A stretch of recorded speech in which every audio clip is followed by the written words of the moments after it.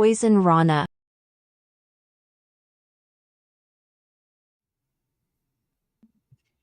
We're live. Hello. Hello, hello, hello.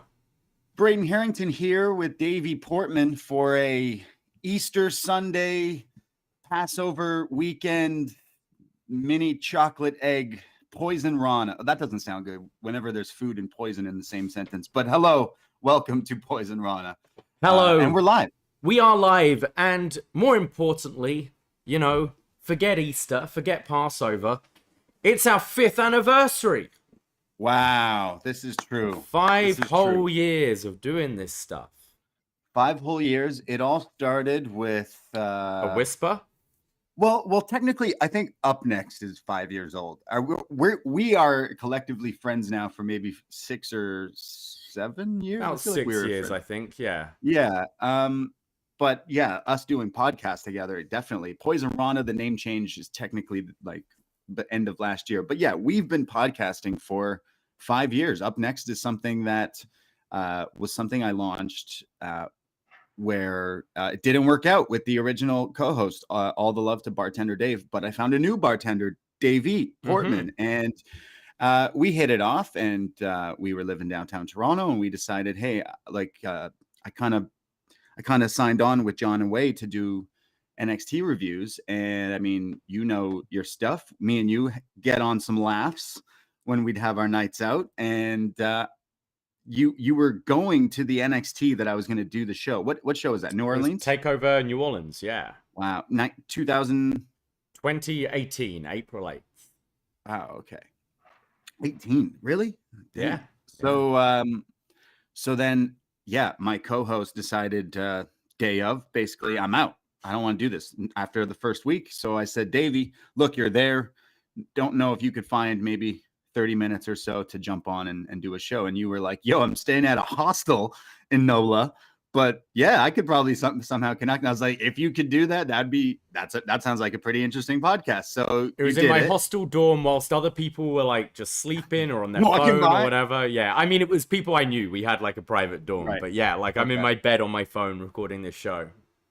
So then I was like, okay, I knew asking you would be a good deal, a good idea, because like I said, we already were kind of chummy at the time, and I thought that you were pretty funny, and we bounced off each other pretty well. So what I did was I sent it to John and Way. I said, can I hire this guy? Can this guy be my guy? This is my new guy. And they're like, we listened. Absolutely. So the rest is history. The rest is history. Look at us now. I mean, we're roommates, even though I'm technically not at home right now, but we've been roommates for the past few years.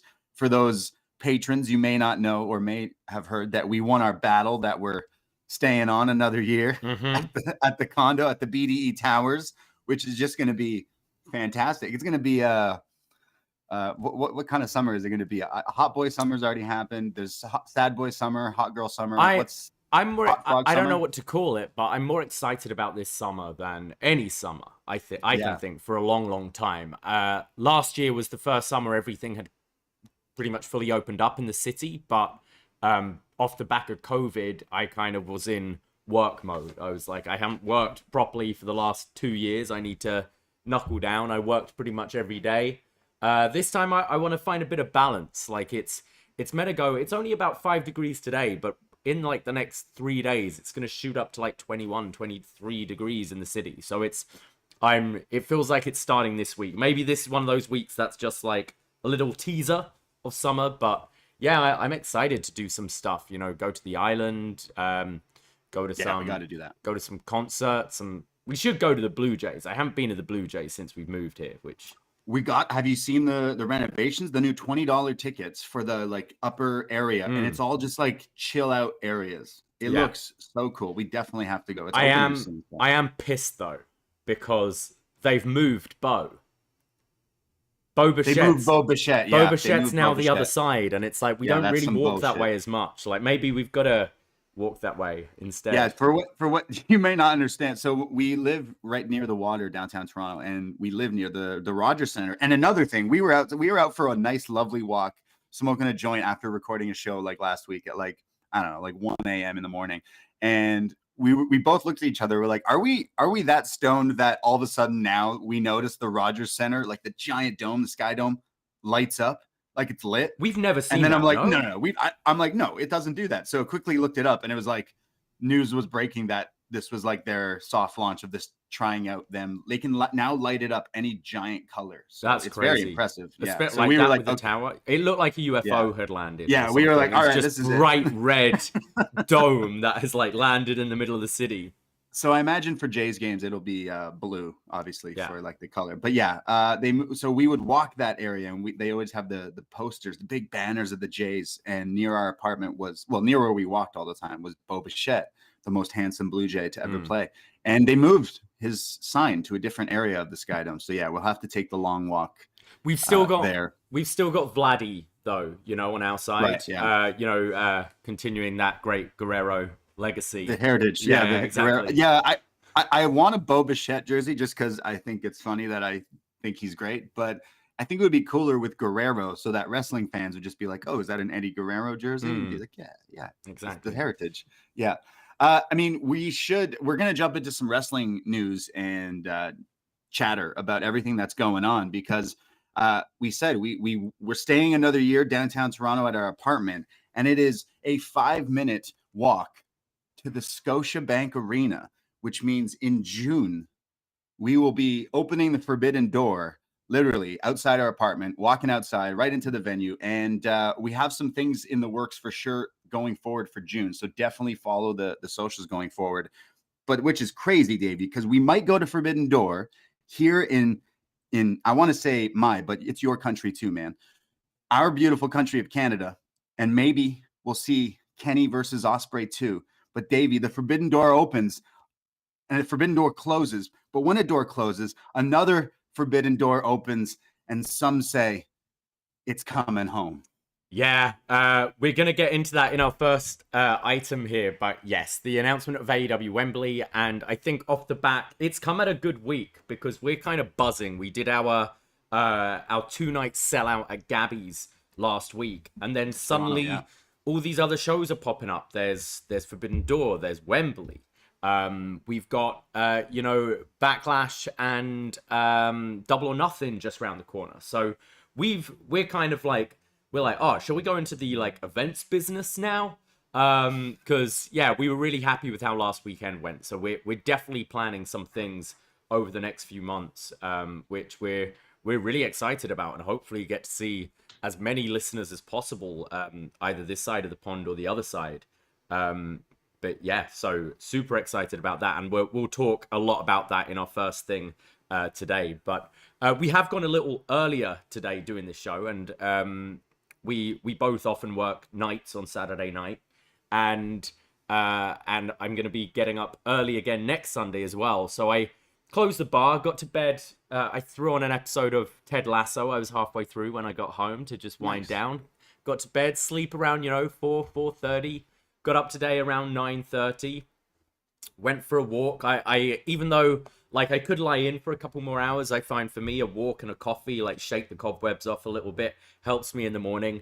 And we live right by the Rogers Center, where there are these big steps that go up. And as we said, we see Bo Bichette, we see Vladdy Guerrero Jr. And I'm walking up these steps and I go, oh, I'm gassed this morning. And then I look up at the CN Tower and go, oh, fuck.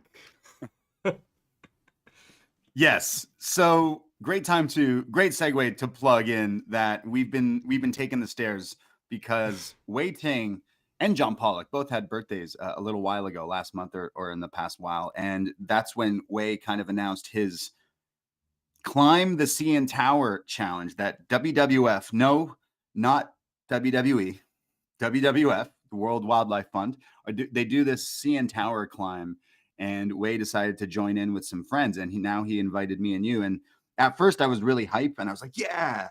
And then I talked to some friends about it, like, you're gonna die. And then I was like, no, maybe I won't do it. And then you were like, yeah. And I was like, all right, let's do it. So we both signed up to join next Sunday to climb the CN Tower.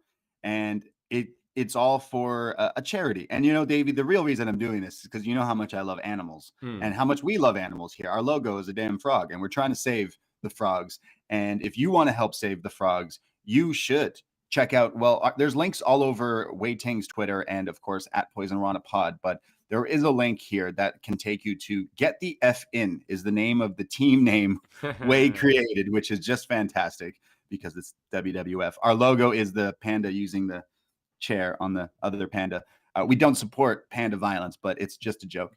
And you can donate here. $20 goes a long way, or so forth. So go check out that link and help us with this fundraiser next weekend as we climb the CN Tower.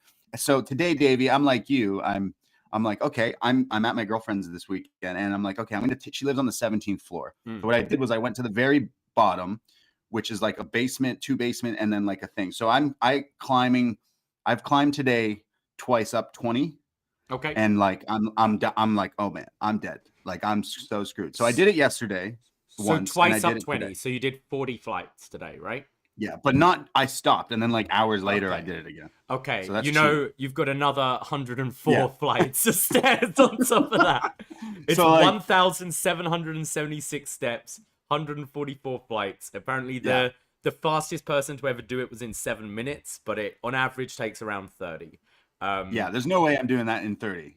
So I'm gonna have to take breaks and stuff. It says you can it says like, hey, it's not a race, you can take your time and people will pass you, and people going fast will it's like there's lanes and stuff like that. However, that's fine, Davey. But did you read the fine print in the email they sent us? I did. Wei, I wish you shared this with us first before I agreed to this, but maybe you should always remember to look at this fine print in things you agree to do. I'm going to read this to you, Davey. Check in between 7 and 9:30. That's fine. We know we're climbing around 8:30 or 9 or so on the Sunday. Entrance is at so-and-so. You have to, raise a minimum of such and such, but we're a team, so we're definitely raising a bunch. But then this is what got me here, Davey. Listen closely. Absolutely no items are allowed to accompany you on the climb. This includes no mobile phones, cameras, purses, water bottles, water packs, etc. That's crazy. Like, you're not even allowed water? What if I die? I'm going to die in the middle of the CN Tower. They've got to provide water, surely. Like, there's got to be stop-off points or something. This is like how they're also saying you can't have anything on you. So like I guess they don't want you to like film or take pictures, which is also a bit odd, but okay. Maybe it's like a whole safety issue or something. So they're letting you can check all your items before the thing. They have this like coat check area or whatever, but just so strange. For someone like me, I always carry an inhaler. So I'm like, you're not taking that away from me, or I will literally die in the CN Tower next Sunday. So yeah, I'm just like, wait, what do you mean no water? What did I sign up for here? Am I going to die? I am excited, though. I always feel like I remember there's St. Paul's Cathedral in London, the famous cathedral, and that's it's around 500 steps. And I've done that climb before. And there is that, sense of achievement, like in doing that and then getting the crazy view at the end. Like it almost feels like cheating, you pay $35 or whatever to get in an elevator, and then it's like, here's the view. So I am excited, but this is over 3 times St. Paul's Cathedral, I'm excited though, and it's fun. We've got a good crew going. I think it's all 4 of us post pillars. I mean, John and Wei said, and then I think it's me and you, and then I think Wei. I could be mistaken. I did see someone that is for post listeners, he who shall not be named, for one of Wei's old friends. I could be wrong. I could be wrong. Maybe he's just a donor. I could be wrong. But is Oscar making the climb? Yeah, one by one. Oscar would beat me, dude. Wei's baby could probably beat me climbing the CN Tower next weekend, but we'll see. I'm putting on the Rocky soundtrack and climbing some steps this week. So maybe my legs will just be shot completely by next Sunday, and I'll be like when Dickie was in Toronto visiting us. Just my legs. My knees. My knees. We both like our walks, right? So we're both like, I think we've got the endurance there because we'll both go on like long walks, but it's the vertical aspect of it. It's like you're doing it's a lot of steps, and I definitely need to take breaks every little now and then, just because my legs, again, they would explode. So it's going to be very interesting. Way, I feel like he's been training, so he's got the advantage. He'll fly by us, but I'll be the last one. Like it'll give me a PTSD from like when I was like 10 in gym class. Mm. I'm always the last one. Yeah, always the last one crossing the finish line. But remember, the tortoise always beat the hare in the end. It's true. Or the frog. That's right. And if you want to support Way and the WWF and all of us on this climb, where can you do that, Braden? Yes, like I said, there's a WWF website, as I have open here, and you can go to the link support.wwf.ca/go/get-the-f-in. Again, easier to find it. Way has it pinned on his Twitter, and also I tweeted out, Poisonrana tweeted out. But you can also go to the support WWF and then search "Get the F In" as our team name, and you'll see all the members of us on the team there. So go support, even $25. Hey, support the animals. We're trying to save frogs. We're trying to save polar bears, pandas, I don't know, fish and koalas. You know, I had a little chat with listener Jesse from the Six the other day, who's very trying to save the world from climate change and all this. Yeah, why isn't he climbing, coward? And he sent this picture of like a mouse talking about climate change, but I said, that mouse looks like a koala to me. And he basically told me koalas are useless and should serve no purpose. I was like, come on, man. Like, wow. Everything has a purpose. Wow. Everything. Jesse's just listening to this, eating a bag of Doritos because it's got palm oil in it. He secretly goes home and just noms on that. Yeah, he doesn't want to support us in the climb because he hates animals. So if you don't support us, you too hate animals. So, what can I say? We're just out here trying to live, we're just good people. Trying to save the animals. You know those Coors Banquet? Coors did this like White Claw ripoff last year, and they were always selling them near our house or giving them out. And on the can, it's like every time you buy a can of this seltzer, this alcoholic seltzer, every time you buy a can, you're saving the Great Lakes water. So I was like, I'm doing my part, people. And look at me now. I'm saving lakes. I'm saving animals. We're good. But I would save the koalas, even though they have don't they have STDs? Yeah, koalas. I don't know. Yeah, they do. All That's right. probably why Jesse doesn't like them. Well, should we talk about some wrestling and what's going on in the world? Maybe a final few plugs quickly of what's been going on. We had our upNXT show on Tuesday, talking all about this week's NXT. That's on over at the Post Wrestling feed. Yeah, this Tuesday they're teasing some pretty big matches, including that Fatal 4-Way, I think, with Dragon Lee, and the winner gets contenders, right? Yeah. Yeah. So already hyped up with the new Dragon Lee character. I'm already digging that a lot. But yeah, go check out. We'll be live again Tuesday night. Yeah, I think the new blood of the injection from NXT UK and someone like Dragon Lee's really helped NXT over the last couple of months. And then I put out a free show on Thursday with Jordan Goodman, The Sesh, talking about episodes 1 and 2 of the final season of Succession. That was a really great chat with Jordan. Kind of haven't really talked to him in a review sense much before, so that was really fun. So go check that out. That's on this very feed. Moving forward, it's going to be over at the Patreon, patreon.com/Poisonrana. So all the other episodes are going to be up there, and I know Braden's trying to catch up, so hopefully he can join us for the finale in about 2 months' time. I'm feeling like I probably will catch up. I am still on season 2, but and I'm loving it. Like I love all the acting in it, but I feel like the prime, if I could book your sesh finale, it should be someone who knows business and someone who just loves the show. So I think having the two WrestleNomics and Post Wrestling bosses both with you on a show for a triple threat just sounds pretty awesome. I still haven't listened because I'm trying to catch up for sure. Yeah, to where you are, but yeah. We've also got a show coming up next week for Super Mario Brothers on the Patreon.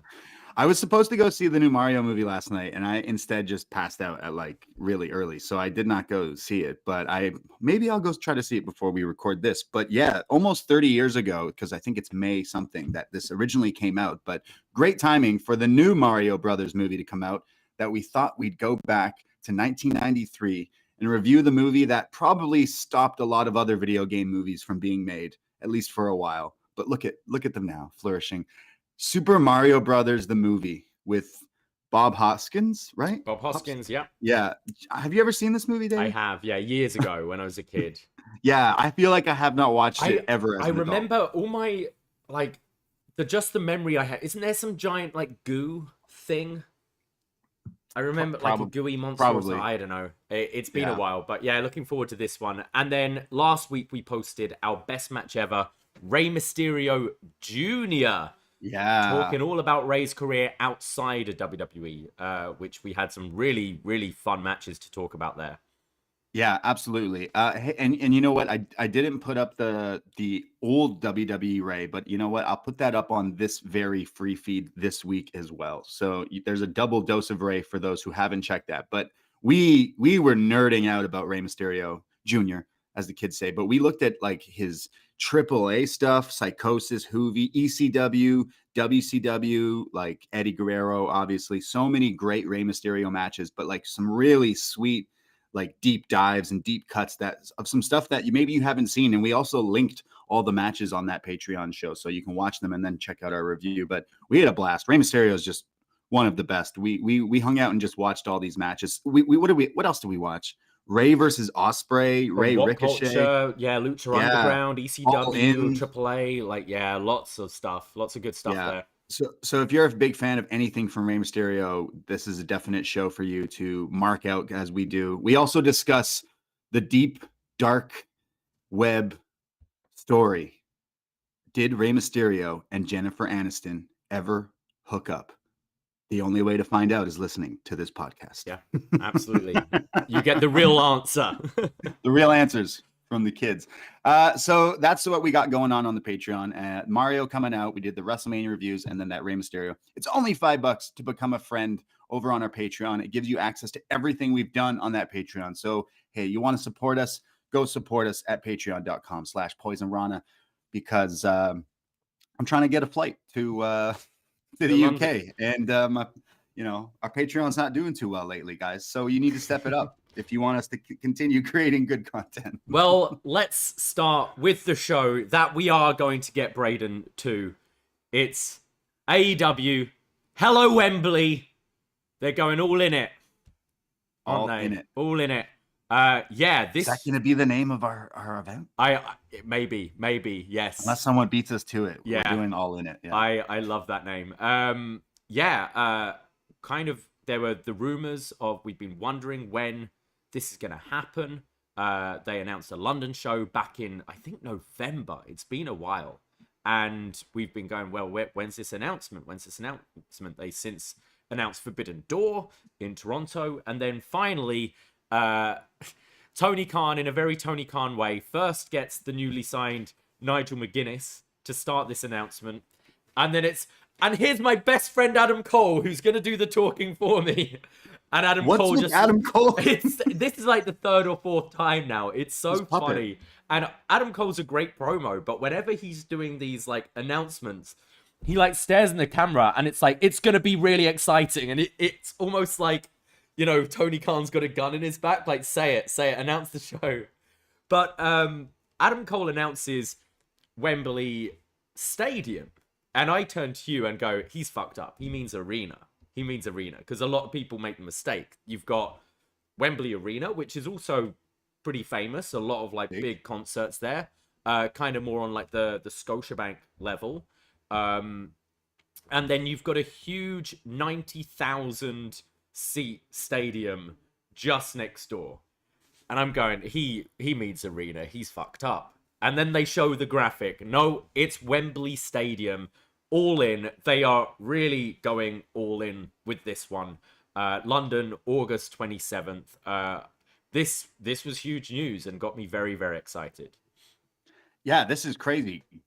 crazy for AEW to. I mean, you're thinking what, 90,000? What's the talk of the town of how many actual seats and tickets? I would imagine they'll probably scale it for maybe 70. But I think if they can get 40,000 in there, I think that's an achievement. I don't know. Like, it's the good thing with London is like Heathrow is one of the main airports in the world. So this isn't just, your London fans going. This isn't just your England or rest of UK fans going.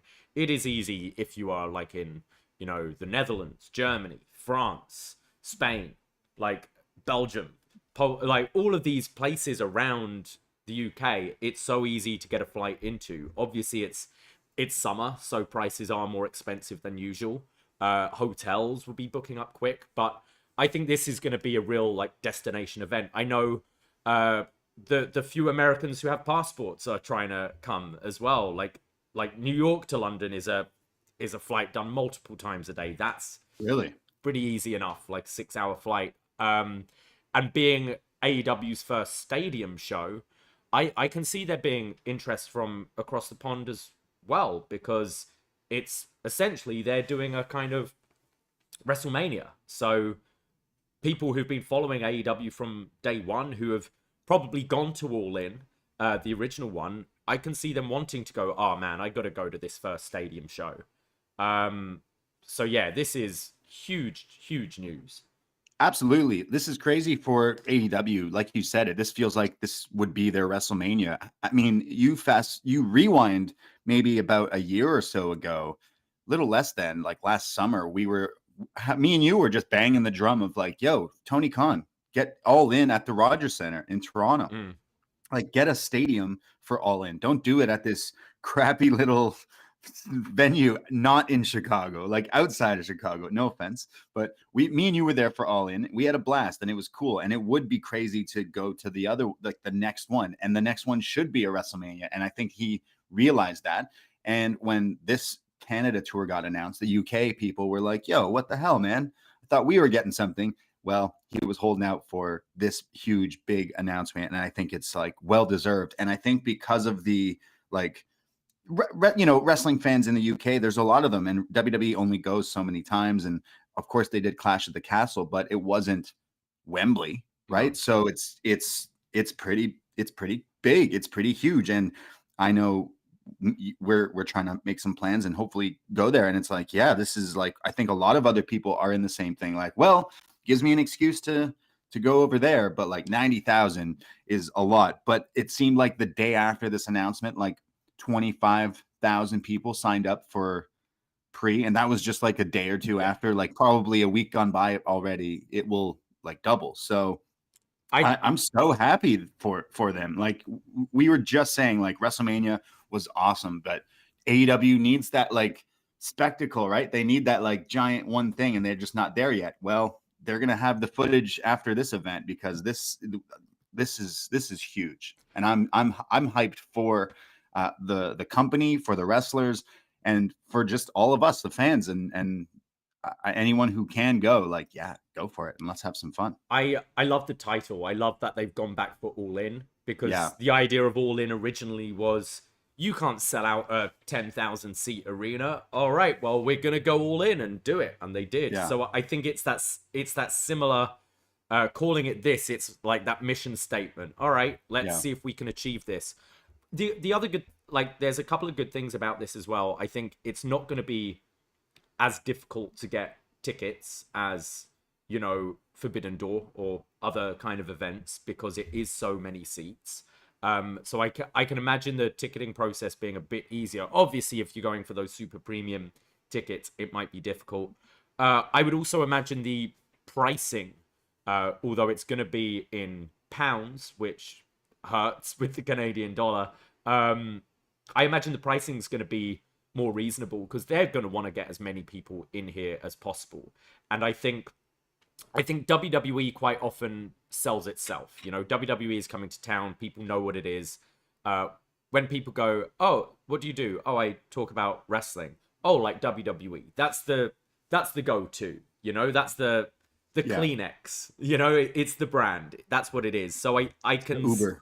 I can see them trying to make ticket prices reasonable, so families can go, and maybe parents take their kids who don't necessarily watch AEW, but they do watch WWE. So I can imagine a lot of push for like your Chris Jerichos and that kind of thing, doing the media rounds. They're going to have to go super heavy with the promotion in the UK, like get on all the news outlets, not just like a page in a newspaper, but like, have these people on breakfast telly advertising this, really push your homegrown stars, like your Sarayas, your Jamie Hayters, your Pacs, your Kip Sabians. Yeah, let's talk about that. Let's pause there. What stars do they have, really? Like, their biggest UK star is not signed to AEW. It's Will Ospreay. So really, do you go that avenue of Ospreay, Kenny 2 or 3 kind of thing, like at that point? Because again, this is like, in August. There's months and months away from this. Selfishly, being in Toronto, Canada, I'd like to see Kenny Ospreay 2 as the main event there, being held on Canadian soil, and maybe Will gets the win. And then you do the third one in the UK to kind of, they've done it in Japan, Canada, and now the UK, and it kind of fits that whole storyline, that rivalry a little perfect. But Pac is an amazing wrestler, one of the best wrestlers alive today. But is he main event level of a big star power? Is Saraya that level? I don't think so. I think UK fans, like, they want to get behind their hometown people, but I don't think it's necessarily the draw for them. I don't think Pac being in the main event is necessarily going to be as much of a draw for UK people. You can put him in a match, and obviously he's going to get a huge reaction. But at the end of the day, I think they want the biggest matches possible. So if you can, as much as I'd love Ospreay Omega, really, if you can book it, CM Punk Omega is the match you book for this stadium, in my opinion. Yeah, that would be like the big match. And I mean, like, I don't think you can do much bigger than that. No, I mean, like, CM Punk, possibly will be back in AEW. Maybe if that's a pipe dream, possibly pipe bomb dream. But really, like, if he's a part of that, they're gonna sell. They're gonna fill this. You UK lads love CM Punk, so I like he's a draw for AEW. And again, we talked about lately of when AEW finally has all the like gears in motion, not one piece missing, not a little paint chipped here. Like, when all things are going, like, they will be a pretty big force. And as much as WWE and Endeavor is the talk of the town on like every news outlet lately, AEW like is pumping and still selling a lot of tickets and doing huge gates and selling out everywhere they go. So this is just crazy. What other like matches? I know you put a tweet out at Poisonrana Pod just a few days ago, and we got some other matches that people are saying you could do. Kenny versus Punk, obviously, with the like kind of feud. I don't know if that's necessarily the one. A few people actually replied that to us. Someone asked, what about Goldberg versus Sting? You could do it. Book it, Tony. Sting's talking about a retirement match. Like, that would be a big draw for this show as well. Like, Sting's retirement match. Like, maybe Sting Derby. He loved the UK, actually. Sting always talked good about how the crowd treated him with such respect when he was in the TNA days, because they'd go over there and they'd look like superstars, right? So, Chris Elliott says Peter Avalon versus Serpentico. I don't think any of those are from the UK, but people are saying Nigel McGuinness coming out of retirement. Obviously, that I don't know if that's going to happen. I think he's pretty keen on commentary. I mean, they had their Danielson McGuinness obviously had their 5-star match in Liverpool in the UK. So right, but I think, do you hold off Zack Sabre Jr. Danielson from Forbidden Door and put it in Wembley? Yeah, that's pretty huge as well. That makes a lot of sense. Yeah. We're going to get into some talk a bit later about Mercedes Moné, but I find it very interesting the way things have gone in the last couple of weeks with, Mercedes. There was kind of that report out about a month ago that maybe after these 3 matches in New Japan, she's kind of done with that. It seemed like maybe her excursion might be over and she might be going back. Obviously, things have changed in WWE with the sale and Vince back. And then you see that tweet from Bayley the other day, who's her best friend. And now Mercedes is talking about, wanting to main event in the Tokyo Dome. Like, that's one of her bucket list. It seems like maybe she's not going back to WWE anytime soon. And I think an offer of, Mercedes Moné versus Jamie Hayter in a stadium is probably the biggest women's match you can do, in my opinion. You're saying Bayley will be wrestling for AEW in that stadium? I'm saying Mercedes and Jamie. I mean, Bayley, there's time. Right. You're totally right. We skipped over Jamie Hayter. Yeah. Jamie Hayter is huge. Yeah, that would be the match. Absolutely. That is huge money. Money. I will say, I just watched earlier today the triple threat with Mercedes. Azumi. Sorry. Oh man, Azumi, they kept saying, there's the two names kind of sounded similar with AZM, and they say it a different way and stuff. But that triple threat was awesome, and would definitely recommend anyone checking it out. But like, spoilers, she retains the titles. She retains the titles, so she's clearly sticking around, and they have other matches announced further down the line. Match, right? Coming up. Yeah. So far, I think the hot thing in wrestling right now is teasing the fans online about contracts and, am I staying here? Am I going to go over here? That's been the hot thing lately. And I'm so over it. I don't care. I just want to see you wrestle. And so when Mercedes does that, so far she's impressed, because I think her showing up at the Tokyo Dome the first time was a little messy, but her versus Jamie in that arena, in that stadium in London, that is big money, if you ask me. So there you go. Like, you're filling that card up with, we're fantasy booking. Yeah. But Kenny, Ospreay, Zack Sabre Jr., Danielson, and Jamie and Mercedes, like, those are three big matches. I would say as well that Grizzled Young Vets are looking smarter than they did a week ago. I mean, I'm not saying that they're necessarily a draw, but I can totally see Tony wanting to get some, as much British talent on this as possible, and having a GYV and maybe a triple threat tag or something like that is definitely something that's potential. And also with the last All In, it doesn't necessarily mean just AEW talent. Obviously, All In had people from all over. So do you get your likes of Okada? Do you get your Tanahashis? Do you get You're getting Ospreay? Yeah, you're definitely Ospreay. I don't think there's any question, but I can imagine more New Japan talent as well. Ibushi is someone definitely wrestling, because by that time he could be AEW talent. That it could be something that's happening. But yeah, I suspect we see a bit of everything. I mean, 3 years ago, this was something that fans would be like, oh, if AEW teamed up with New Japan, they could fill a stadium, or, if they teamed up with Impact and all these other feds got together and did this super mega show. And I was always kind of I don't know, if AEW keeps going the way they're going, of course, doing stuff with certain stars will help them. But look at them now, going this big is huge for them. So I'm super excited. And even for anyone who's not going, this show should hit so damn hard that you go, all right, this is if WWE still will forever be AEW will be that competition and some great wrestling. But yeah, let us know dream matches. What else you would book? Again, we're fantasy booking here, but FTR, Aussie Open, just at I was going to say, Pod. Your Australians are kind of honorary Brits as well. Exactly. Aussie Open and Tony Storm were just on the UK scene for so long that they're going to be treated like a big deal there. The other cool thing is what I've been banging on about for years of why Wembley is a great location for a WrestleMania or whatever, is you've got so many, it's well connected. You've got multiple, as long as the tubes are running, you've got multiple tube lines running there, the Met line, the Central line, the Jubilee line, you've got Overground, so it's really easy to get into.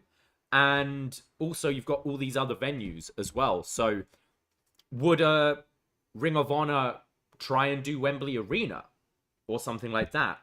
Obviously it would make total sense for your Rev Pros to be running York Hall, your Progresses to be running Ballroom around that weekend. I think you should see a lot of these other promotions doing stuff as well and piggybacking off, because it's such a huge opportunity, and it is easy to get around with, as long as transport's running. It's pretty easy. And I mean, I know I've already been talking to the Grapple lads, and I'm sure there's going to be some opportunities to hang out and some things we have planned potentially. Yeah, again, if you're planning or you're on the fence of planning either a Forbidden Door weekend in the 6th or a weekend with the lads out in the across the pond, definitely stay tuned in the next coming weeks, months, because we're plotting something. We're scheming. Yeah.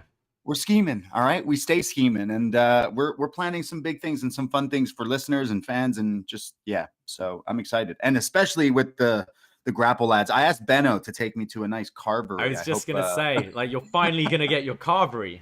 Gonna get my fucking carvery on, baby. I'm gonna get some fish and chips. What else should I do? What else should someone do? I guess I need to take you to a Weatherspoons. I mean, Weatherspoons. Okay. I mean, where my dad lives, he lives kind of by the Thames, and there's all these old pubs. So he'd probably take us to that. Some breweries. There's one pub that's like over 1,000 years old. Wow. Yeah, I'll show you around. I want to go to Abbey Road. All right. Pose there. Yeah. I'll cross Abbey Road by doing a DX chop. But what's funny is you can pretty much see the arch of Wembley from where I live, and where I'm sat right now in Toronto, I can see the Scotiabank. So it's like, good booking, Tony. I appreciate it. Thank you very much. Great booking. Yeah, definitely. But yeah, we're excited for. It's made the next few months so exciting. We've got all these plans, all these things we want to try and do and achieve, and yeah, I think this is something that UK fans have wanted for a while. And as I said, not just UK, Europe, I think it's going to feel pretty special. And I think they're going to have to go all out for All In. They really will. So is Shawn Michaels announcing they're doing a stadium show the same day, like across the street in the UK? Or what's happening with that, right? Yeah, NXT Wembley 2 at the arena, yeah. Fuck off, Shawn. Yeah, come on. I'm not watching that Battleground live. Get out of here. All right. I'm still mad about that, Shawn. I'm mad at that. Because also, I have been enjoying NXT recently as well. It's like I want to watch both live. You know, like it's just your... It's the fans who like suffer at the end of this, you know? Like it's... Yeah, and I'm sure there's going to be some who are like, oh, well, I have the network, so or Peacock, I'll watch NXT and then try and watch wrestling later. But I think a lot of people who are AEW fans will probably still buy the pay-per-view over watching the network, because again, the network's just sitting there. I can watch that as soon as it's finished. Yeah, I think that's why they did it. Like I know they're like, oh, we didn't know, we just booked it. It was a great weekend. I'm like, I think you knew that you could hurt their buys, because people will go, well, I already have Peacock, I already have this, so why would I pay more for it now? But us we do an NXT show for 5 years, I might add, we're not choosing NXT because we think that's a snake move. So we still will be doing a show. We're doing a show the next day. Yeah, next day. We were joking that we want to do a bar event at your Gabby's bar, and the patio with the fire pits and stuff. We were thinking that be the NXT area, and then the inside. But people would probably not want to watch the NXT at the bar, to be honest. So yeah. We're thinking of things. Hey, you know what? Another thing this summer is SummerSlam, man.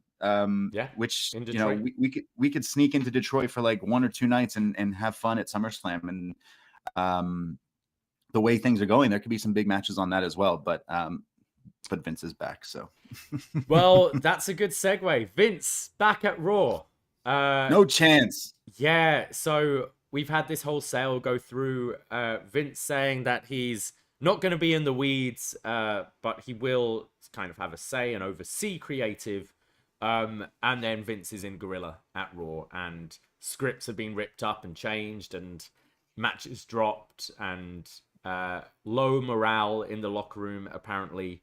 What do you make of this? We watched Raw. We did talk a bit about it on Tuesday. It's so funny. We got a few messages from some listeners. I forget who it was. I'm sorry, but we were really positive. We did one of these shows on Monday talking about WrestleMania weekend and how like we thought it was amazing, which a lot of people thought. And then we did a show Tuesday where we gave thoughts on Raw. And people were messaging us like, guys, that was hilarious. In less than 24 hours, your mood changed on WWE like that. And, you know, after watching Raw, I was like, this sucked. Watching it, I was like, this sucks. What's going on? WrestleMania was pretty hot. I didn't really get into it. I was really excited at the top when Brock came out with Cody, but to do all that with the tease of that stuff is just not stuff I like. So instantly, like, down on it and won't watch Raw.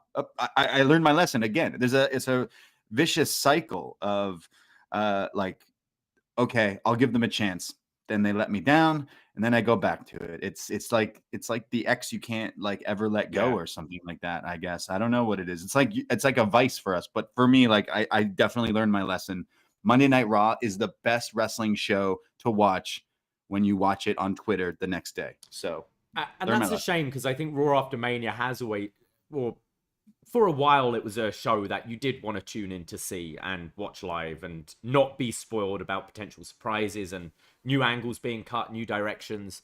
And it's very easy to go, anything that is good that happens in WWE is Triple H, and then anything that sucks is Vince. Of course. Just when you hear the reports of, and maybe it was just because, you know, he was in LA, he'd done this deal, he was in the area. But when you hear, like, you know, scripts changing and people being cut and all that sort of stuff, scripts, and you look at that SummerSlam, that first SummerSlam with Triple H, and how good that show was, and you look at how good WrestleMania was, you would have thought Triple H would also want to make a statement on the Raw After Mania, which, you know, is one of the big events of the year, the Raw After Mania. So I gotta think Vince was involved in this. As I said on Tuesday, I don't hate the idea of Cody versus Brock at all. I think it's a great distraction for Cody until he kind of gets back to this title picture. I don't mind the direction of that at all, but it was just such a boring show that nothing happened.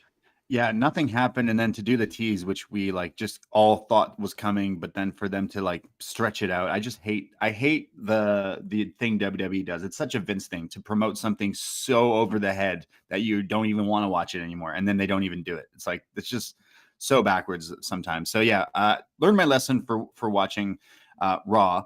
I also checked out some segments of SmackDown over on Twitter and stuff, but like Vince being back, is this, I guess we'll find out. Is this something every Raw he's going to be at? Is he going to be there tomorrow? We're recording this Sunday. Is he going to be there every week? Are we going to see changes like that continue? Are we going to see him re-dye his mustache week by week? Time will only tell, Davie. But so he wasn't at SmackDown, right? And he was right. He was doing things remotely for that. So I'm hoping maybe just because they were still in Los Angeles that's why he was there, and maybe we'll see, you know, it kind of go back to how it has been. I just, you know, like, I wish these talents would fucking grow a pair sometimes, you know? Maybe some have.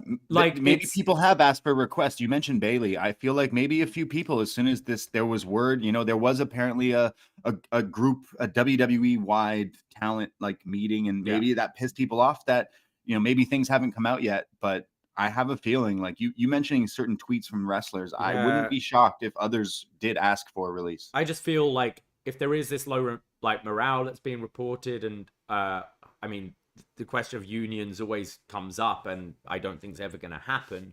But just being like, I mean, look at the business. It's been better since everything's been better since Triple H has been in charge. And I think you will see a bit of a drop. And I just wish, you know, these people would just come together and be like, hey, we know you're the boss, but we don't want you here. Do your boss shit. But, like, we've been better. The show's been better. The stock's got, like, everything across the board has been better. Fuck off. You know? He just won't. He just won't. He's, you know, McMahon is, like you always say, is like a Roy in Succession. He's just never gonna. He's a like, does Vince McMahon just need to die before WWE gets really good? Yeah. It's something people have been saying for years, but like, wow. But for now, we get great memes of the Walt Disney meme of him as with the mustache. Like, I want that as I'm thinking about putting it as my phone wallpaper, because he does in fact look like Walt Disney. or a creepy, like, I don't know what the look he's going for. Also, is he doing the look all these years later, knowing people will be like just talking about him? Also is something that I think. But do you think as well, I mean, you wonder if Triple H thought this, like, where's his head? Did he, when he took over, because I think he is, and you look at NXT, he's good at the long-term stuff. I think that's where a lot of the success of this WrestleMania was there were multiple long-term feuds. Whereas we've seen over the last few years, you know, things being flip-flopped around between Rumble and Elimination Chamber, and then you're putting the card together in the last 3 weeks. We kind of had the direction for a long time. But do you wonder if he could go back and be like, right, you've got 9 months. That's it. You've got these 9 months to do something. Are you a bit more bullish with like some of your people you've brought back? You know, do you just hotshot a Gargano Roman Reigns match? That kind of thing. Because you know you've got that time, and change completely the way WWE looks. So when a Vince comes back, you can't just suddenly go, because a Gargano might have caught fire by then. A Vince can't really go, okay, now you're the geek in the lower mid card. I don't know. I kind of feel he could have like shaken things up more. But maybe he's thinking he was in this for the long haul. So it's like, yeah, I've got my, you know, my Garganos and my other call ups, and they're kind of chill until Mania, and then I've introduced them and I can start building them up, is maybe what he was doing. But in hindsight, I just think you go in and you completely shuffle the whole deck. Yeah, it's interesting. I think Triple H has proven to us fans who years ago people used to hate Triple H, but you know, his NXT like era when it was killing and when he was firing off on all cylinders, like showed me as a fan, and I think a lot of people that got back on Uncle Paul's side there, like, hey, maybe you do know what you're doing. Like the stories about you are true. You've learned this industry like the back of your hand. And like I always say, he drinks a lot of water. So I think he could be running WWE, and he's proven that WrestleMania was awesome. Yeah. I'm still buzzing of how great that was. And talking to people throughout the week of like casuals who've like, oh, it's Mania, so maybe they checked it out. It's like, it was great. So really it's dropping the ball, especially because WWE's all in the news with Endeavor and UFC. So everyone's tuning in, and like maybe that Raw wasn't the best, but maybe it was still enough to bring in new people. Like that UFC thing, fans who go, oh, that fake shit, and then go, let me tune in, and then they see Brock, maybe they start watching next week and so forth. So maybe there is like method to the madness, but we shall see. But Vince McMahon, like wrestling seems to be flipping on a dime here, where it's like, oh, now we're back to hating WWE again. Oh, now we like it. Vince is back. Oh, no, we hate it again. Okay, never mind. So it's bizarre, but I just want to see great wrestling. Shout out to all the talent, the puns, yes, and the puns and the players in this game. But and shout out Stu, to talent. shout out Stu. And Stu, the cameraman Stu. Yeah. Shout out Michael Cole, the commentary. Shout out all the people who make it possible, you know? So Triple H did announce on SmackDown that in a few weeks there's going to be a draft, the first draft in quite a while, I believe.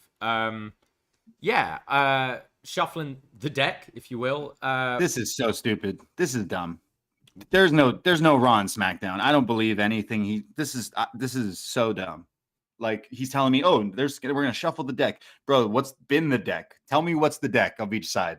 There's not been, because you've had people cross over. I'll watch SmackDown and they'll be like, oh, Raw Superstar is like here now. It's like, oh, okay, that's just how it works.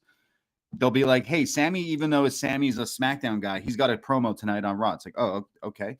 And I'm talking like last year. I'm talking like 2 years ago. So I'm talking also like last week and 3 weeks ago. So really, I don't see if they're going to stick with it, okay, but they haven't. So why is this basically like, hey, we're going to actually, you know, stick to the rules and do that? But I don't know. Is Triple H going to be like the Paul Heyman to, you know, when Vince runs Raw, like Triple H runs SmackDown? If so, SmackDown will continue to be the better show.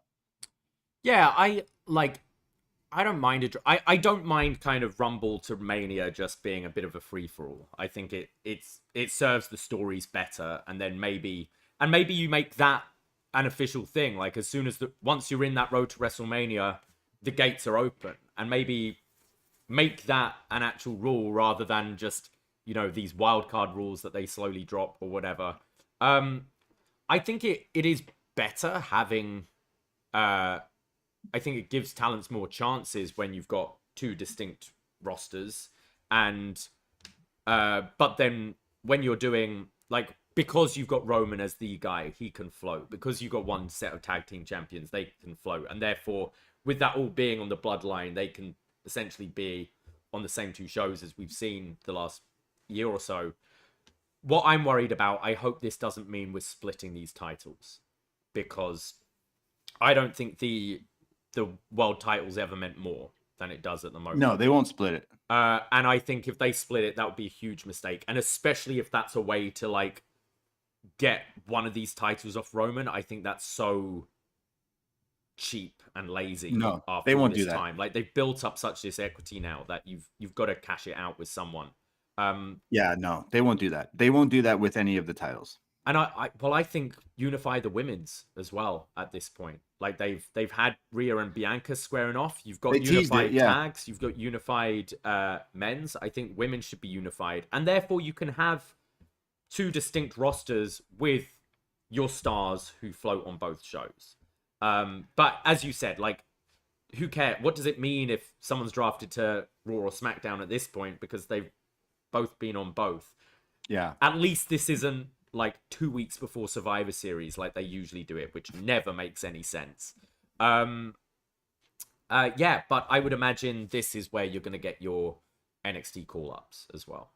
I hope so, yeah. Maybe your Roxanne, your Braun, your Diamond Mine, sorry. Any of those people. I'm trying to think of like some like wild card NXT ones that maybe Cameron Grimes, man. Where the hell is Cameron Grimes? Bring him up. I hope he shows up on SmackDown. He should be with the Good Brothers. We've been banging this drum for a while. Like, yo, just put him with the Good Brothers. They did it once on NXT and the fit was great. And I don't know if you've seen pictures, but Grimes is jacked now. So he's been waiting for this. So do it. He'll impress.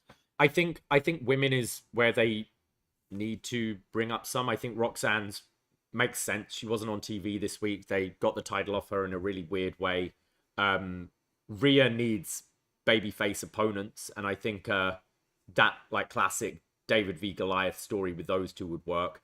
Bianca needs heel opponents desperately. So who on the heel side do you see from NXT? I wouldn't say Tiffany, but Tiffany's not ready her with yet. the title. Like, yeah. So it's, I don't know. I don't know if Mako would work in that role or not, but I think you do need to bring up some women, because I think the women's division is, you've kind of got your stars all tied up. You've got Becky with the tag titles and doing that, Rhea and Bianca with their separate titles, and Charlotte's off again. So, and who knows where Bayley is. So it's kind of your top stars are there, but they're not mixing, and then everyone else is way below. Like, your next level of women in the roster are way below. So they need to give some juice to some of these women or bring up some people. Yeah, for sure. All right. We did talk a bit about Raw on Tuesday, but we can kind of go through it a little bit more. Brock beating the shit out of Cody Rhodes after the bait and switch and setting up a match. Do you assume this is for the Puerto Rico show? Yeah, singles match. Right? Or like, maybe a no DQ or whatever Brock likes to do. It's very similar to when Cena lost to The Rock and then Brock showed up and attacked him. I see similar things like that. I think Cody should beat him, or Cody's on a losing streak and then the rematch, he finally gets his win back. But either way, this is a huge match for Puerto Rico.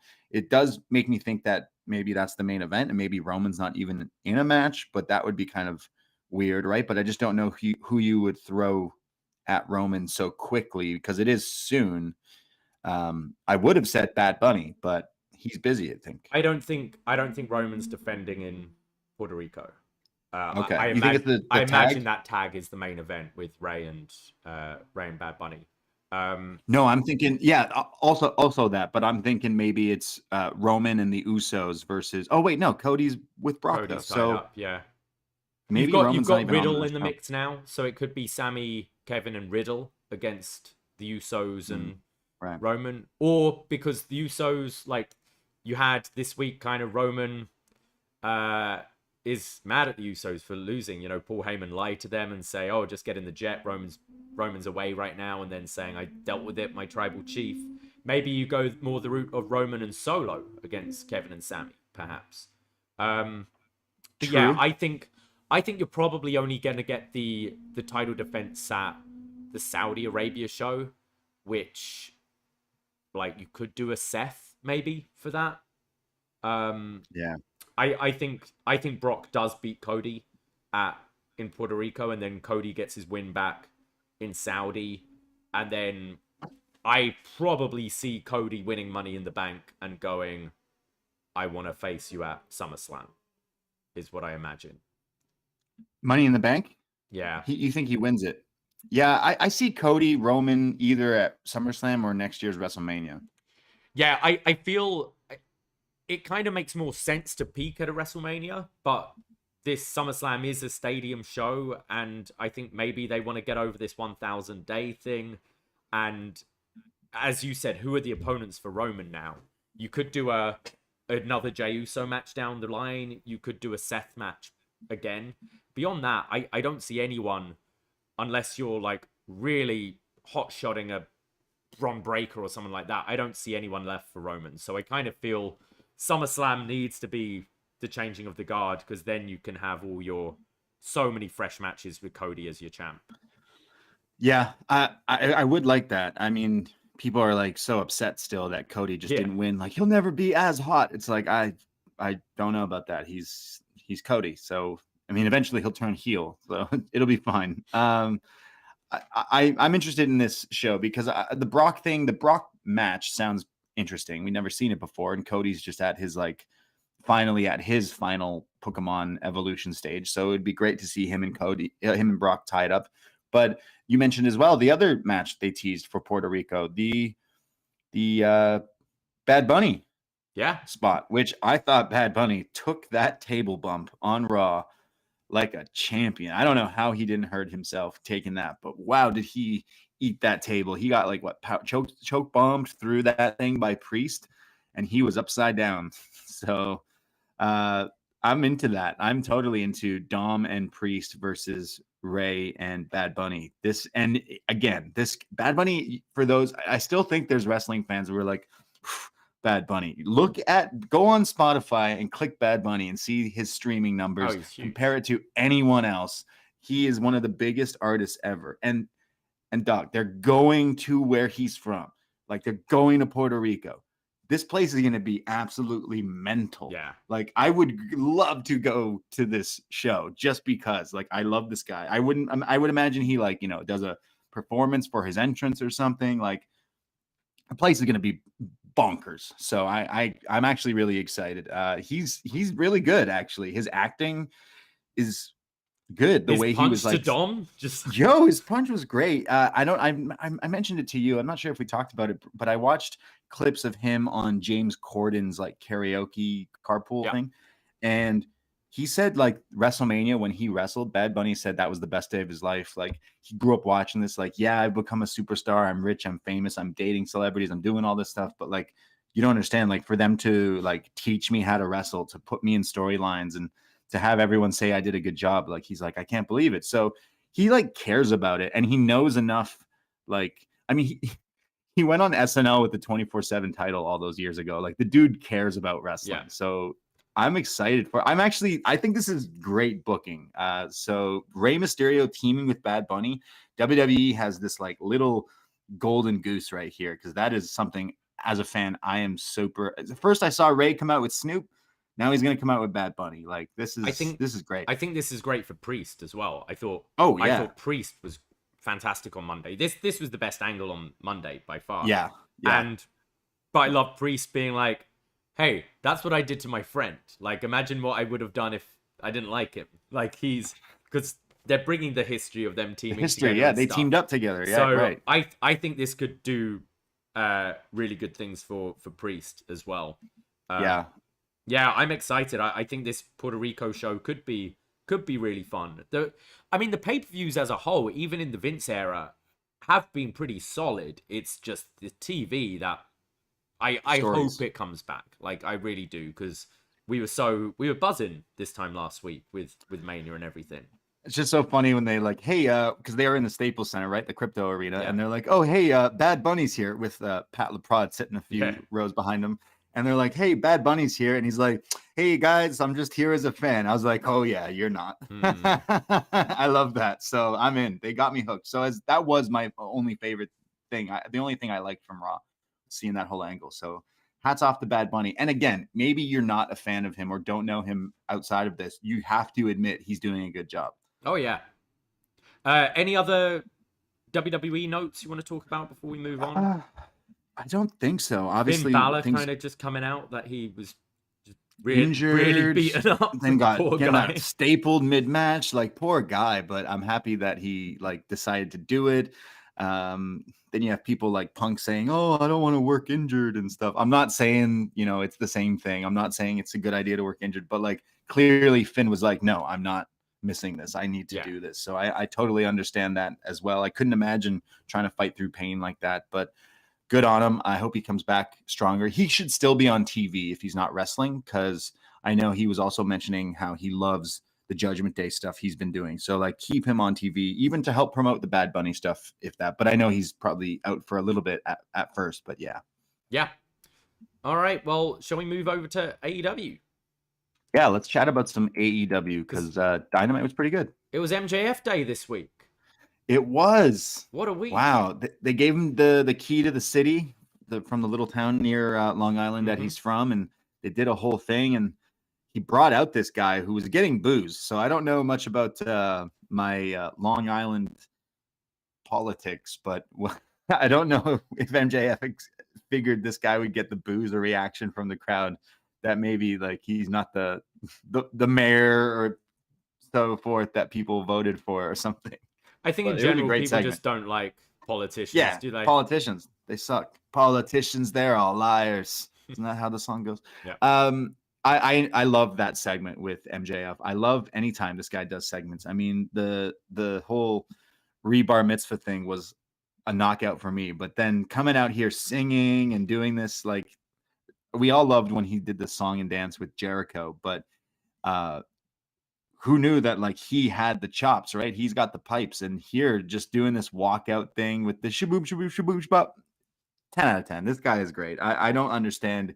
Whenever I do hear like, oh, this guy isn't he's too young to be world champ. He's not there yet, or he's cheap heat heel. I'm like, I don't know. I don't think some people just don't get it. But when it clicks for me, I love it. What I loved about this as well is you've started to get comments over the last few weeks on Twitter and kind of backstage segments and stuff like that about, oh great, MJF's going to take up 30 minutes. Like at the end of the ROH show, Eddie Kingston's like, MJF gets 30 minutes of TV every week. You can give me 5 fucking minutes. Like you've had a lot of that.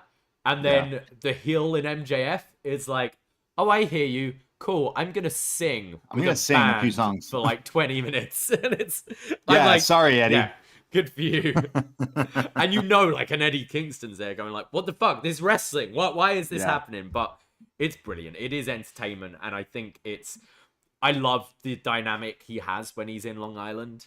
Bizarre world. I can't wait to see him as a babyface one day, but keeping up the thing where he'll still insult people, but be like, he teased it when he did that tease with Mox, like being a babyface, where he called people fat and lazy still in the crowd, but he's like, but you're my fat and lazy people, it's that kind of thing. This guy's brilliant. How are you feeling about this like 4-way pillars feud?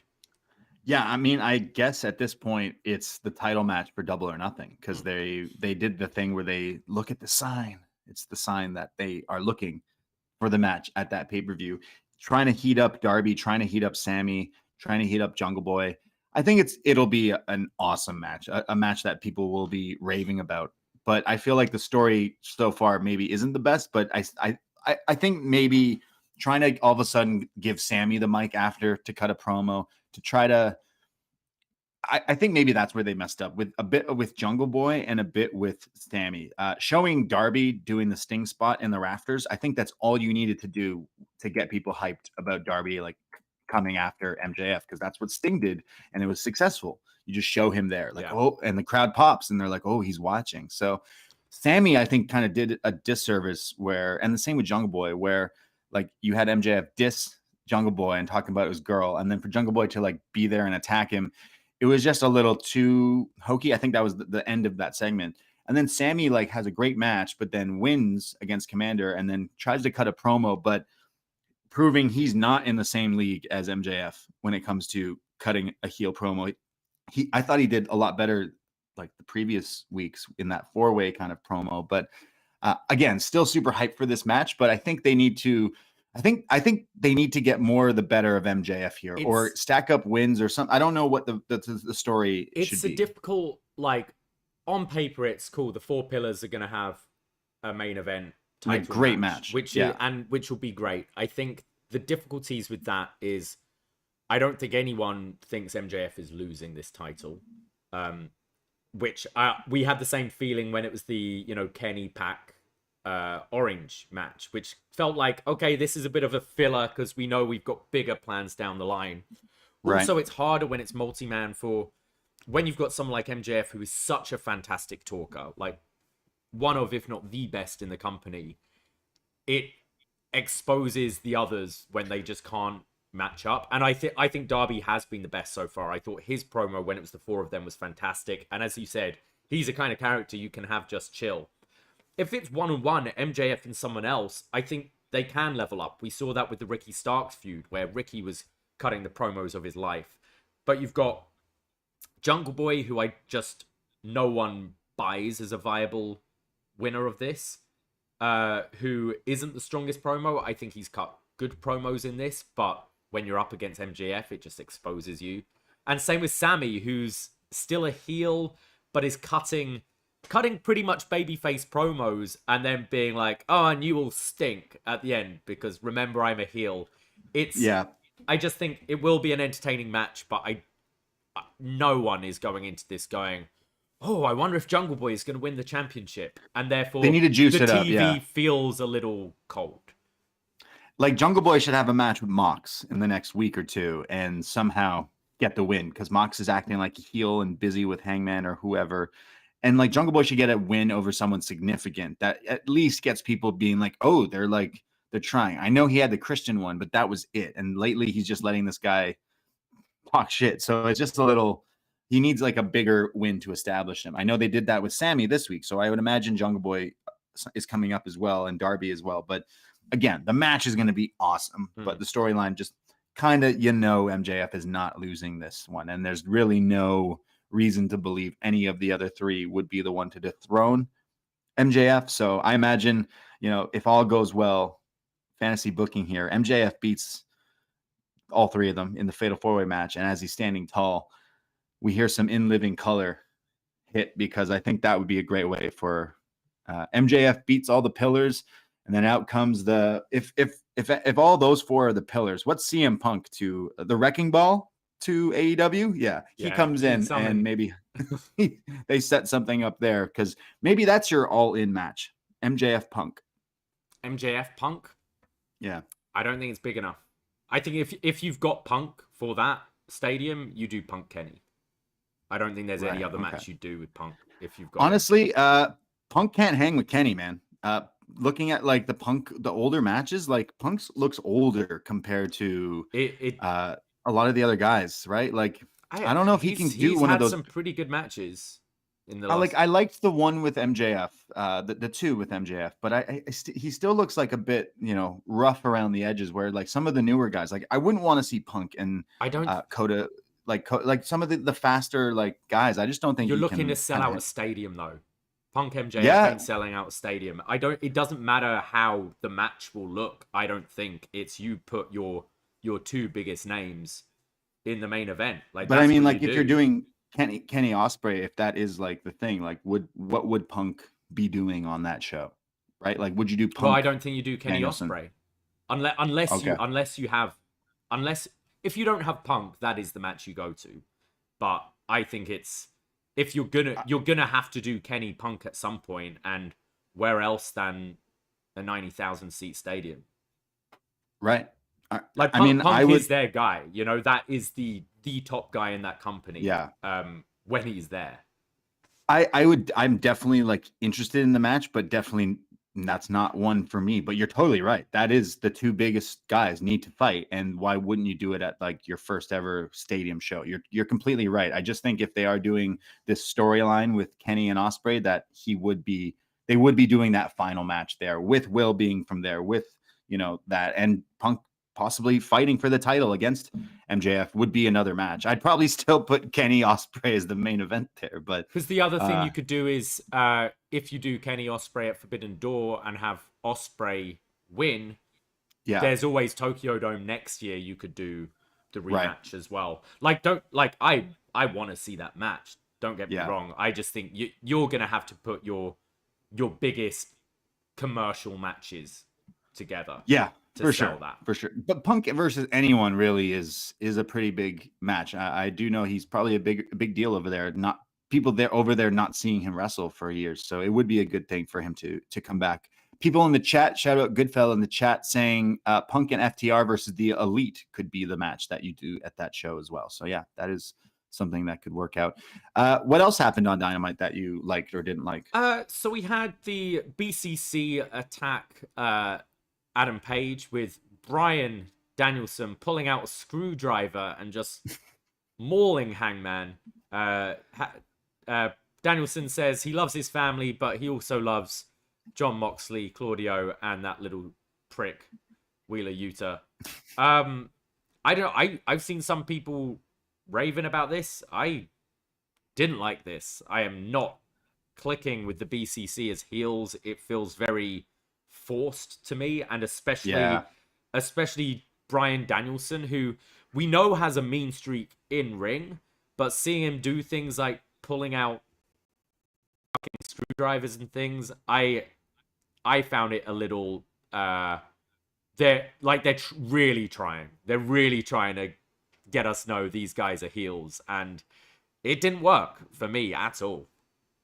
It's like, can you compare it to when they really tried to make Austin heel, but it's like, well, no, you're the biggest stars and we know you from years of wrestling. Like, we're going to cheer you and be behind you, but now you're acting like the bad guy. So, I mean, Bryan Danielson flip-flops to a babyface and a heel like so many times, even here in AEW. He's a big show, isn't he? Yeah, he's the big show of AEW because he just no more BS. But I like it, but at the same time, I know what you mean. It feels so, well, now they're bad guys because we need to make Kenny and Hangman the good guys. The only positive I'm seeing out of this, I loved his promo. He's still so good at reading. What is he like? You all people. He didn't say we're fickle. He should have. You all people are, you don't know what love is. You don't know this, but I do because I love wrestling. It's like, okay, you're still entertaining me, but I totally see it's so kind of forced as playing up the heel. But is this leading to possibly BCC, meaning Mox, Danielson, and Cesaro or Claudio versus Kenny, Hangman, and Ibushi since the Bucks have been taken out? Because Ibushi has been very vocal about how he likes the States, and maybe we'll be seeing a bit more of him soon in the States, and that he loves AEW and he's got friends in AEW. So that would be the match. It's Matt Jackson's injured, right? Yeah. I think maybe you do 4-on-4. I think you do have Yuta in there as well. Yeah. Because I think they like having that. We've seen it with the, like Pinnacle and Inner Circle. They like having the younger, not rookie, but younger guy being in the mix to kind of try and elevate them. So I do see him. But yeah, Ibushi taking Matt Jackson's place. Yeah. Could be, and that could be the thing, the Elite are a man down because they've got Kenny, Hangman, and Nick Jackson, and then you have the big reveal of Kota Ibushi.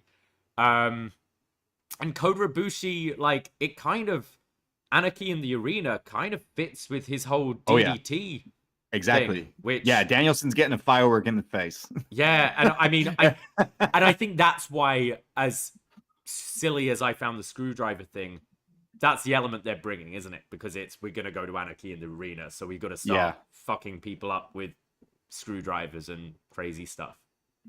Yeah, I'm for it, man. Please, please, Tony, please. I feel like Kota Ibushi's got to be a lock coming soon to AEW just because they are a man down. If not that, who else? I mean, obviously, Brandon Cutler. I mean, Michael you have Nakazawa. There's so many options. Well, they're wrestling this week, so you're definitely getting a reveal of something.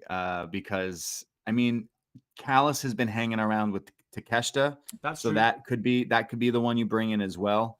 So what you could do? What Kenny, Hangman, Takeshita, and Ibushi?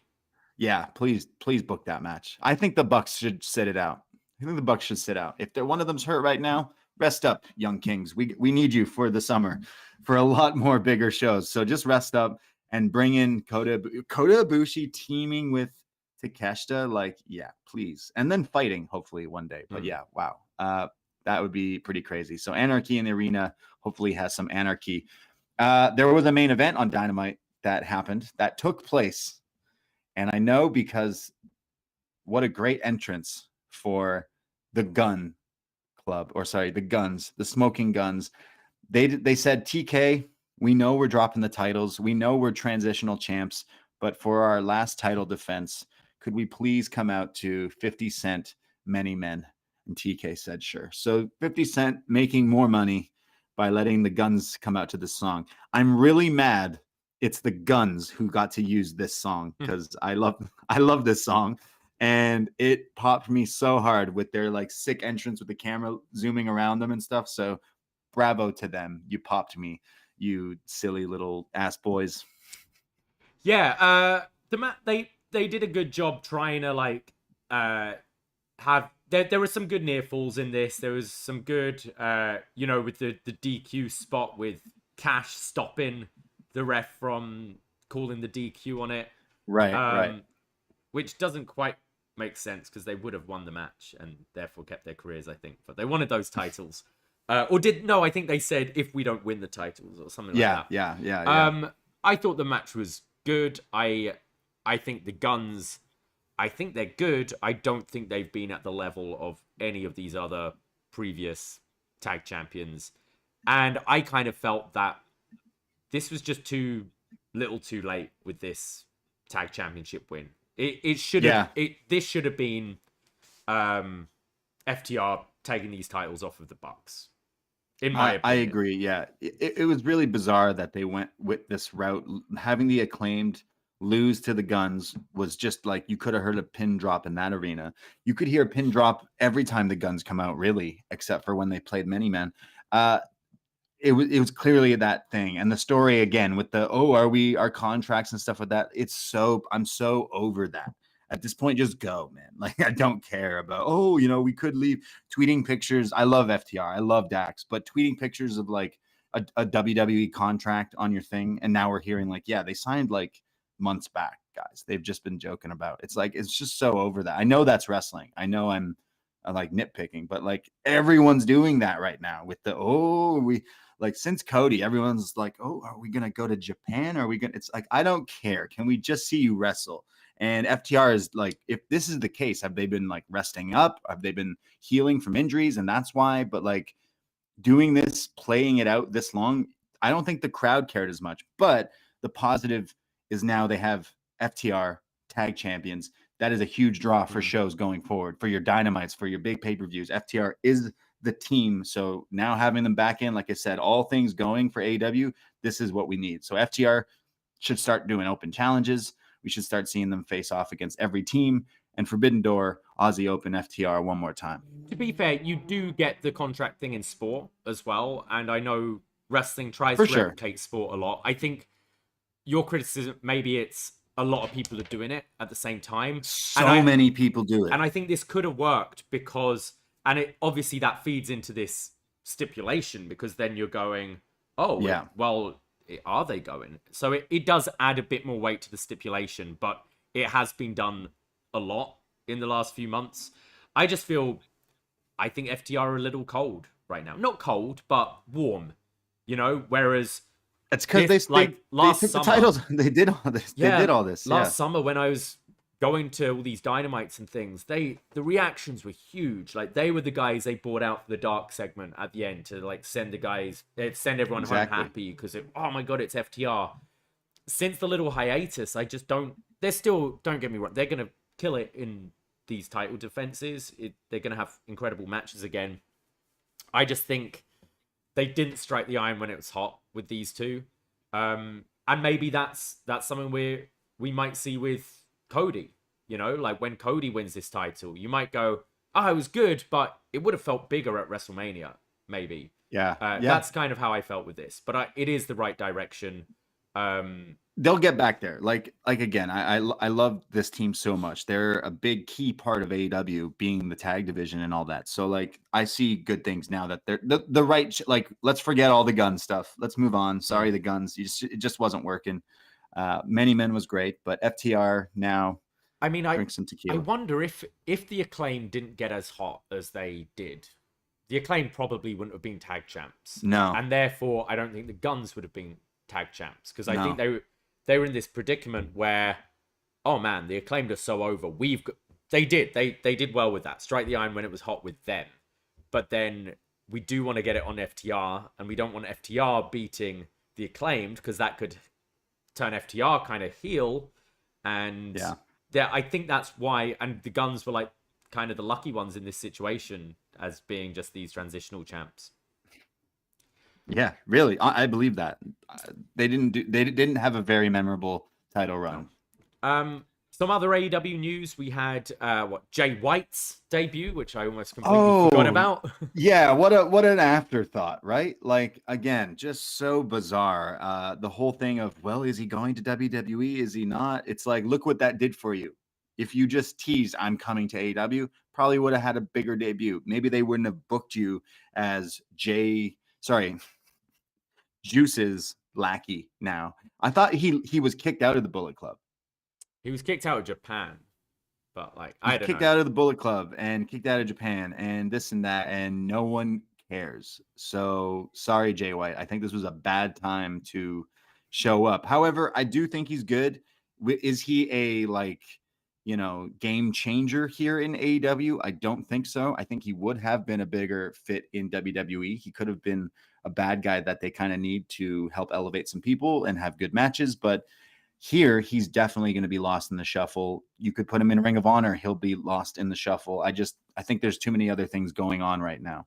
I feel a bit sorry for him because I do think he's talented. I think he's he's a great talker, and he does have matches I get into. I find his style sometimes a little grating because it drags. It's not going to be the same style here, man. He's not going to be able to have 45-minute matches on Dynamite. But I do think he's good, and I think he's a victim of timing because I think if it was maybe like end of last year or something like that when Triple H was on a hiring spree, he would be a player in WWE. I think he does fit their mold. I think he can talk, and he'd be a great addition to that roster. But with everything with the sale, I don't think we're going to see any hirings anytime soon in WWE. If anything, we're going to see releases. So yeah, I think that kind of fucked him up. And therefore, what are the other options? I've left Japan. I can't just go back to Japan. AEW's it. So he's gone there. But they've messed up his debut twice now. I thought that's twice he's got bad debuts. Like the first one's just him chilling, and it was like, whoa, it's him in the back. And then now they've messed up the entrance or whatever. Yeah, the camera didn't catch him. It's in this stupid Juice Robinson, Ricky Starks feud, which Ricky Starks, he's someone they've been trying to build up, and then he's going to lose to Jay. So yeah, I mean, down the line he could absolutely be a player in AEW, but it's gone badly both times, and I do feel a little sorry for him because I think it's just timing that hasn't worked for him. Yeah. Again, I think he's talented, but right now there's not a lot going on that he and he keeps using the catalyst thing. They tweet out like all in at Wembley. He's like #catalyst. I'm like, bro, I don't even think you're going to be on that card, man. So don't get a new gimmick. The Switchblade, knife pervert, go back to that. Let's go back to the catalyst thing was so stupid. Kenny's like, I left New Japan. I started AEW. And Jay White's like, yeah, see, I'm the catalyst. I'm like, that is got to be one of the worst things you could be bragging about, that the bigger star left, so I took his spot and didn't do it as good. There was Battle of the Belts this week that I absolutely did not watch and will never probably watch. But some notes from it being that the Lucha Brothers won the Ring of Honor tag titles and then are facing the TNT title holder and QTV, QT Marshall in a tag match, which I just find so bizarre that like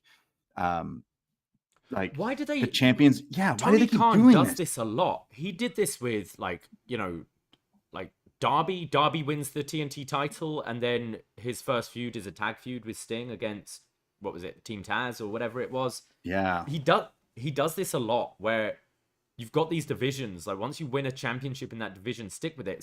Same thing happened with Joe. Joe won the TNT title, or was it Wardlow? And then they're tagging together, and like no, so stupid. It's bizarre, and these Battle of the Belts, they just look awful. They're such an afterthought. So I don't know why. Shout out Billy Starks though, the 18-year-old who's like I think signed to AEW. It's you know how they signed Nick Wayne to this like kind of like kid contract or something. She's got one too, and I know people were she could be a pretty big deal. But the Battle of the Belts give me no reason to watch. Like I already don't watch Rampage, which looking at this card, like Cino was telling me, I'm like, hey, what happened on Rampage? And he's like, oh, Swerve dropped the moguls and joined the embassy, and like, oh, man, I just like don't care about that show. They treat it as their Velocity, as their Sunday Night Heat, and I guess that's okay for some people, but yeah, not something I regularly watch. When at one point, like it was something that was being treated pretty good, but TK definitely dropping the ball on that one. I'd say maybe they want it as that show, right? Like maybe it is their like secondary show, but just very missable stuff that goes on there. What else did we have? We had Jericho and Keith Lee booked for next week. That's next week, yeah. So I mean, coming up this week, we're getting Cutler and Nakazawa versus the Blackpool Combat Club. There's too many clubs. I liked how Keith Lee is like, hey, you're wanting to start a feud with Adam Cole?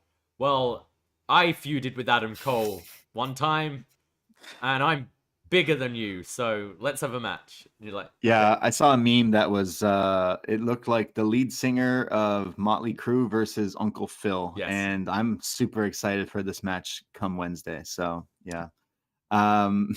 Anything else? Yeah. I don't think Sonata. So from AEW. We could talk about some New Japan. Some Sakura Genesis. Yeah, I haven't had a chance to watch any of this. I do know the results, but I know you've seen some of this. Yeah, I just watched some of it today. I will recommend that Mercedes Moné triple threat match was absolutely crazy. And they don't do triple threats too often in New Japan. Well, they don't usually do women's matches too often in New Japan. So it was really cool to see that match. And I'd say probably stole the show. Aussie Open also, as I mentioned, won the IWGP tag titles, which is great for them. And they are awesome. New Japan does not have tag teams. And right now, timing is everything for these guys. They've definitely proved they can hang in New Japan and beyond that. So definitely happy for those guys. I would imagine we get the FTR rematch at Forbidden Door some way, somehow. And then kind of the biggest news, I guess, coming out of this, Okada has dropped the IWGP Championship to just one guy, Sonata, which the crowd are really hyped. I'm seeing a lot of positive feedback online and from some of our listeners and some friends, but Sonata looks like he is Dolph Ziggler when he dyed his hair back to being black, or when Cody isn't blonde. Something about him just looks like just some guy. And hey, he beat Okada. They're definitely going to go forward with that. And I can see like promise in Sonata. Definitely his Okada matches in the past, a few years ago, were pretty good. But for me, I'm not saying, hey, Okada is the be-all, end-all. It's just something that's not too exciting, especially if we're talking about maybe, booking champions versus champions for certain shows going forward. He just looks a little creative wrestler right now. I've never been a huge fan of him, but I know people are. I prefer it to the Ewok look he had going. That beard needed to go. I don't know. Oh yeah, that one. Okay, yeah, I know what you mean with that. But The blonde still. was good, but not the beard. I mean, I think if you're gonna change the titles, this is the right time of year to do it. And then we'll have the G1 coming up. You can have, I imagine this title changing before Tokyo Dome, obviously, probably towards like in the fall. And it's different. We were saying the same with like when Evil won it. Like I don't like Evil, but you've got to try with other people sometimes, right? I am sick of Okada. The most interesting Okada was with that Noah feud. Like he's great, but it's been Okada for fucking years now, and it's like whenever things are bad, it's like reset Okada. So yeah, I think it's a good idea to try. Sonada's a guy that they've been flirting with this position for years now. Similar with the FTR thing, I feel maybe you struck a little too late with it, where we just don't buy it anymore. But I think it's a good idea to try and get someone else elevated and up in that mix. But obviously I don't see this being like until this isn't going to be a long feud. This is going to be probably till after the G1 and then gets onto someone else and you're setting up your Tokyo Dome match. But it does mean if you want to do champion v champion at Forbidden Door, I know they had defenses last year, didn't they? Like maybe that's where you have Sanada drop the title is Forbidden Door, perhaps. Maybe. I don't know if New Japan would possibly want to do something like that, but that could be like big moves for them as well. I mean, we were at the Ring of Honor Supercard MSG show. Obviously, Okada winning the title in MSG was a pretty big moment, and we kind of saw it coming. But like the crowd, I watched the match. The match was good, and the crowd were really into Sanada. So like, hey, like maybe it is the right time. I just think going forward, like some bigger New Japan guys there that they could probably, like Shingo, they've kind of messed up because they're so hot and cold with him, and then they have him lose to Okada and then lose to Okada and then beat some other guys. So I don't know what's going on then, but the matches in New Japan usually always deliver. So if Sonata can keep up, then yeah. I just don't think they're going to be as protective with this guy as they would an Okada, and therefore, like, you could potentially have, you know, a Kenny beat Sonata, and then to set up like an Ospreay winning the G1, so set up the championship match. Kenny defending against Ospreay, and Ospreay getting his crowning moment in the Tokyo Dome. There's things like that you could do. I mean, obviously that takes away from Kenny Ospreay happening in Toronto, but I think there's different ways you could do with Sonata being champ right now, whereas I don't think if you're booking Okada, you're having him lose. Yeah, fair enough.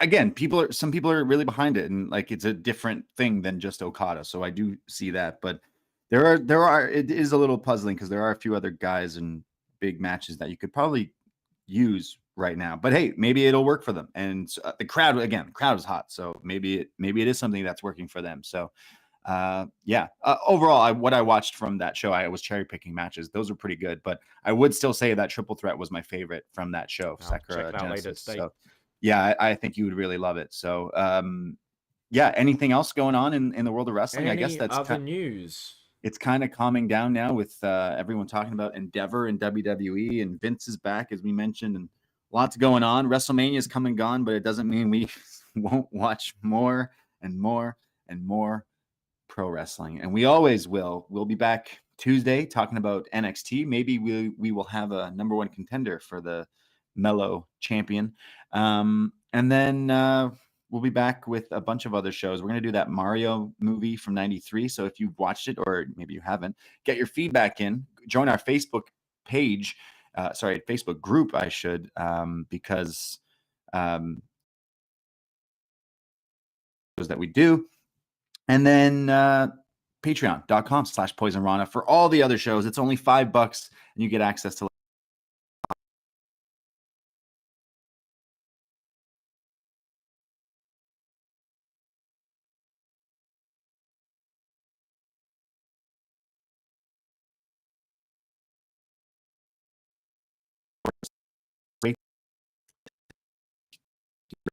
No, not gonna do any mini eggs. Are you gonna go outside and enjoy the nice weather eventually, Davey? Are you gonna have some mini eggs? I have like Cadbury eggs. I'm not huge. Yeah, I have like half, and then I'm like, oh, I like the ones filled with chocolate. They're nice. I'm talking about the creamy ones. No, not the mini eggs. Yeah, no. They're like the cream eggs, but it's like a chocolate filling. Yeah, mini eggs. Yeah. Yeah, probably go for a walk. It's a pretty nice day. See like if a I mousse. Can like a brave it chocolate with a spring mousse. jacket. Yeah. I'm not sure if we're quite there yet, but gonna try.